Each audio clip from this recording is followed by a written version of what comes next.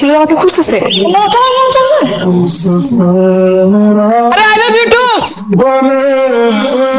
এভাবে চলে গেলে কিন্তু হবে না। হাই হাই, ছেলেটা তো তোর বাসার নিচে চলে এসেছে। এখন কি করবো? তুই কেন তো ছেলেটাকে আই লাভ ইউ বলতে গেলি? আরে আমি তো জাস্ট মজা করে বলেছি যেন ছেলেটা সুইসাইড না করে। তুমি যে পাগল আমাকে বাসার সামনে চলে গেলেন, কি বুঝেছি? কি হলো? এই মেয়ে, শুনতে পাচ্ছ না? সর্বনাশ, বাবা চলে আসছে। দেখো তুমি না আসলে কিন্তু আমি ঠিকই চলে আসবো। ভাই ছেলে, এখানে কি করছো? আর তুমি কে? আমি কে সেটা জেনে আপনি কি করুন? আরে তুমি এই বাসার সামনে দাঁড়িয়ে চিল্লাচিল্লি কেন করছো সেটা জানতে চাচ্ছি। আচ্ছা, আপনি আপনার কাজে যাচ্ছিলেন না তো যান না, আমাকে জেরা করছেন কেন? কারণ এই বিল্ডিং এ আমিও থাকি। আসলে আমি অনেক এক্সাইটেড হয়ে গেছি তো। আপনার হাতটা দিন, দেখেছেন হার্টবিটটা কেমন করছে? রাখো তোমার হার্টবিট। তুমি কি আধা পাগল নাকি পুরোটাই? আরে কি হয়েছে সেটা আমাকে বলবে তো? জীবনে প্রথমবার কোনো মেয়ে আমাকে আই লাভ ইউ বলে, আমি এখনো তার জবাব দিতে পারিনি। পাগল স্যার, যে ভাইটা পাচ্ছে না সেটাই কি করবো বলতো? কি হলো? আরে এত লজ্জা পেলে হবে? তোমাকে আই লাভ ইউ টু বলার জন্য দাঁড়িয়ে আছি, আর কতক্ষণ ওয়েট করাবা? আচ্ছা শোন, আমি একটা কাজ করি, বাইরে গিয়ে ছেলেটাকে একটু বুঝে শুনে পাঠিয়ে দিই নাকি? তুমি আসছো? আমার যে কি যে ভালো লাগছে। তুমি এখানে চলে যাও, আমি তোমার সাথে কালকে দেখা করবো। কালকে? আজকে তো থাকো না, কথা বলি। চুপ, যেটা বসে যাও।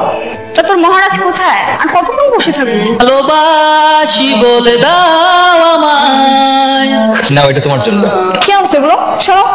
এখন বলো তো তোমার সমস্যা কি? কালকে কি সত্যি সত্যি সুইসাইড করে যাচ্ছিলে নাকি ওখানে দাঁড়িয়ে প্রজাপতি গুনছিলে? সত্যি সত্যি সুইসাইড করতে যাচ্ছি। কেন? তোমার কি একবার পরিবারের কথা মনে হয়নি? পৃথিবীতে আমার পরিবারের মধ্যে কেউ নেই। আচ্ছা, তাহলে সুইসাইড করতে কেন যাচ্ছিলে? কার উপরে তো অভিমান? নিজের উপর, কারণ আমাকে কেউ ভালোবাসে। তাই বলে সুইসাইড করতে হবে? ভালোবাসাই যদি না পাই পৃথিবীতে বেঁচে থেকে কি লাভ? মানুষের তো বাঁচতে হলে ভালোবাসার প্রয়োজন। তাই নিজের প্রতি রাগে ক্ষোভে সুইসাইড করতে গিয়েছিলাম। যখনই সুইসাইড করতে যাব ঠিক তখনই আই লাভ ইউ ডাকটা শুনি। জীবনে প্রথমবার কোনো মেয়ে আমাকে আই লাভ ইউ বলেছে। বিশ্বাস করো, এই একটা লাইন আমার পুরো পৃথিবীকে চেঞ্জ করে দিয়েছে। আমি তোমাকে সেদিন সিরিয়াসলি আই লাভ ইউ বলিনি। তোমাকে সুইসাইড করতে দেখে তোমার মোটিভ্রম করার জন্য আমি জাস্ট ফাইজলাম করেছি। মজা হোক বা সিরিয়াসলি হোক, তোমার ভালোবাসা উল্টো করো না। মরেই যাবে এখন যদি ব্রেকআপ করো। দেখো, এই রিলেশনটা করা আমার পক্ষে পসিবল। কেন পসিবল? আমার কেউ নেই বলে? রিলেশনটা করলে আমি 6 মাসের বেশি কন্টিনিউ করতে পারবো না। 6 মাস কেন? কারণ আমার বিয়ে ঠিক হয়ে গেছে। 6 মাস পর আমার বিয়ে। আমি বিশ্বাস করি না। তুমি নিশ্চয়ই মিথ্যে বলছো। আমার অলরেডি এনগেজমেন্ট হয়ে গেছে। দেখো আন্টি, 6 মাস এনাফ। মানে 6 মাস আমার সাথে রিলেশন করো, আমাকে 6 মাস অন্তত বাঁচিয়ে রাখো। মানে মরে গেলে আমি বলতে পারবো অন্তত জীবনে তার ভালোবাসা পেয়েছি। আচ্ছা, আমি যদি 6 মাস তোমার সাথে রিলেশনে যাই, তুমি কি শান্তি পাবে? শান্তি পাবো। কি করবে 6 মাস? অনেক ভালোবাসো তোমাকে, এত যে ভালোবাসা পৃথিবীর কোনো প্রেমিক প্রেমিকাকে বাসতে পারে। কিন্তু আমার কিছু শর্ত আছে। কি শর্ত তোমার? এই রিলেশনের কথা কাউকে জানানো যাবে না। তারপর কলম নিয়ে আসি। হ্যাঁ, এবার বলো। আমার বিয়ের দিন কোনো প্রকার ঝামেলা করা যাবে না। আমি তোমার সাথে প্রতিদিন দেখা করতে পারবো না, সর্বোচ্চ 2 দিন বা 1 দিন। দেখা হলে ডিসটেন্স মেনটেন করতে হবে। আর তুমি কখনো আমার হাতও ধরতে পারবা না। আর আমার বিয়ের 1 সপ্তাহ আগে তোমার সাথে আমার সকল সম্পর্ক নষ্ট হয়ে যাবে। রাজি। শর্তগুলো মানতে আবার কোনো সমস্যা নেই। আমি শর্তগুলো অক্ষর অক্ষর পালন করবো। আর ওকে, আমি শাওন। তুমি আমার নাম্বার কোথায় পেলে? কালকে রেস্টুরেন্টে তুমি তোমার ডায়েরিটা ফেলে গিয়েছিলে না, ওখান থেকেই পেয়েছি। এই জন্যই তো আমি আমার ডায়েরিটা খুঁজে পাচ্ছিলাম। আগে একটু কষ্ট করে আমার ডায়েরিটা দিয়ে যেও। মর্নিং প্রিয় বাবা। শরতের এই নীল আকাশের নিচে সাদা কাশফুলের মাঝে তোমাকে আমন্ত্রণ জানাচ্ছি। এখন তো দুপুর হয়ে গেছে, তুমি সকাল কোথায় পেলে? তোমাকে যখন দেখি তখন থেকেই আমার সকাল, হোক সেটা রাত বা দিন। আর তুমি যখন পাশে থাকো সবকিছু মনে হয় যেন ঢুকে গেছে। কালো শাড়ি? আমার একটা ইচ্ছে ছিল না কালো শাড়ি পরে কাশফুলের সাথে ছবি ওঠানো।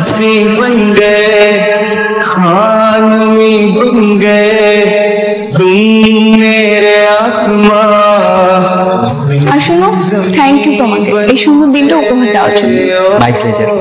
এত রাত ফোন দিয়ে ডাকলা কেন? তোমার ইচ্ছে পূরণ করছে। তোমার একটা ইচ্ছে ছিল না চাটনি রাতে বয়ফ্রেন্ডের হাত ধরে পিস ছাড়া পথে হাঁটবে আর আইসক্রিম খাবে? তাই ভাবলাম তোমার ইচ্ছেটা পূরণ করি। তুমি কি এভাবে আমার সব ইচ্ছে পূরণ করবে নাকি? 1 মাস আমাকে যেভাবে সারপ্রাইজ দিয়ে যাচ্ছ, আমি তো পুরো ইমপ্রেস হয়ে যাচ্ছি। আচ্ছা যাই হোক, তোমার একটা ইচ্ছে বলো তো, দেখি পূরণ করতে পারি কিনা। আমার আবার কি ইচ্ছা? আমার জীবনের সবথেকে বড় ইচ্ছে তুমি পূরণ করেছো। এই যে আমার গার্লফ্রেন্ড হয়েছে। আর তো কয়েকটা মাস, এরপর কি করবা? তোমার বিয়ে হয়ে যাবে আর আমি ব্রিজের নিচে।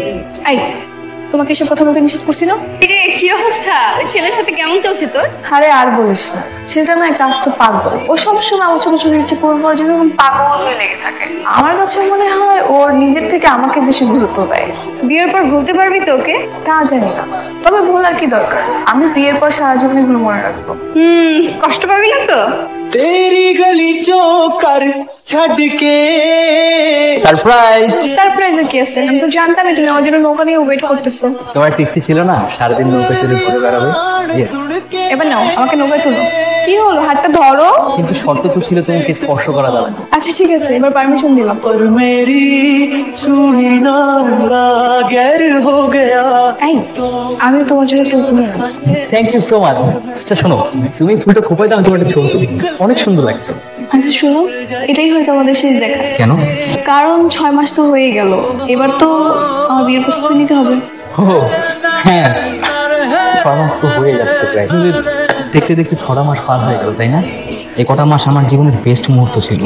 আমার এখন তাহলে আমি যাই বাসায়, তাই না? সময়গুলো কত তাড়াতাড়ি চলে গেল, তাই না? মনে হলো এই তো সেই দিন তোমাকে প্রথম দেখেছিলাম। এটা তো আমাদের লাস্ট দেখা, তাই না? হ্যাঁ, তোমাকে কিন্তু বউ সাজলে অনেক সুন্দর লাগবে। তাহলে আমরা বিয়ের দিন একটু লুকিয়ে দেখেছিল আমাকে। না না, আমি ওইসব পারবো না। তোমাকে এত সুন্দর লাগবে আমার তো সহ্যই হবে না। আচ্ছা ঠিক আছে, আমাদের সম্পর্কের ইতি এখানেই শেষ। रोई ना जे रात मेरी आई वे खुश रही अखा ना पर